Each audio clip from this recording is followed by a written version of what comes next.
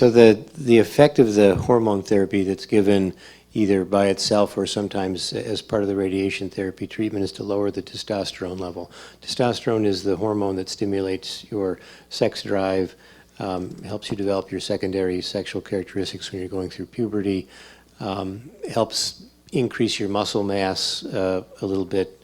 Athletes who are disbarred from the Hall of Fame for putting on lotions that contain testosterone and who bulk themselves up are an example of that. And when you have your testosterone decreased with the medications, you lose some muscle mass, you don't feel as good, your sex drive is diminished. All these things come together to decrease your sense of kind of being a sexual being. You don't feel like it, you don't feel well many times. If the hormone therapy is given as a short course, and we were talking about 3 and 4 month injections, so the medication and its effect will wear off several months after the time period of the injection. So a 4-month injection after 6 months may be worn off. Your testosterone will come back, whether it comes back to the same level or not, whether you completely get back to where you were, is a variable thing. And sometimes if you've been on it for a longer period of time, it really just doesn't come back. So you wind up still having a relatively castrate level of testosterone. So what can you do about that?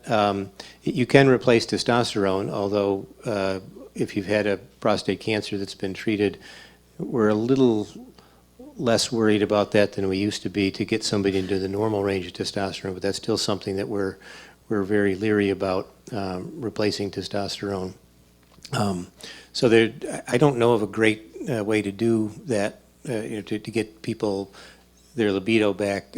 Exercise certainly helps. When you're going through hormone therapy, it's important for you to exercise, to do resistance exercise, to maintain your muscle strength. I talk to people about, we're all on some kind of a downhill slope once we hit 30, 40, 50. Well, I think, yeah, there's some loss in muscle mass, and the hormone therapy steepens the slope you're on. You lose it more rapidly. So whatever you can do to help keep yourself strong, keep yourself active, I think is important.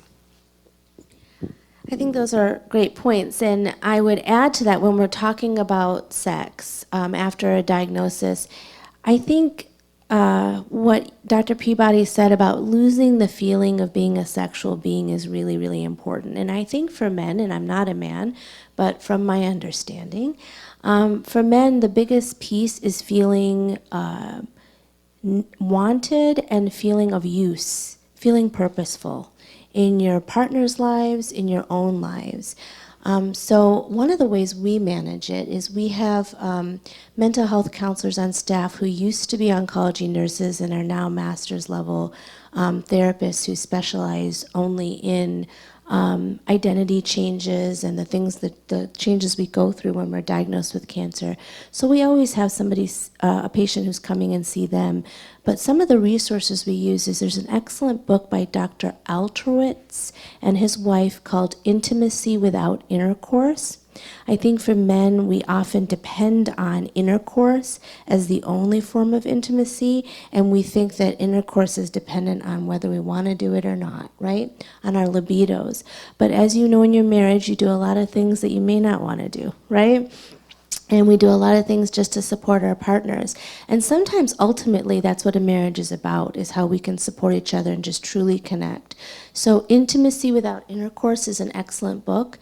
And then there's, and focusing on non-penetrative intimacy. So there's so many different tactics or ways of stimulating and enjoying and connecting with our partners, whether it's manual stimulation, oral stimulation, anal stimulation. I know those are really touchy topics for a lot of people, especially in this generation, but we make it really easy for you. And I don't always look like this when I see patients. And I'm glad you mentioned exercise. Of course, strength training is going to be one of your best bets to try to get your testosterone levels back up, but also really trying to reduce any sort of visceral adiposity that you are dealing with. That can really also hurt your hormone levels.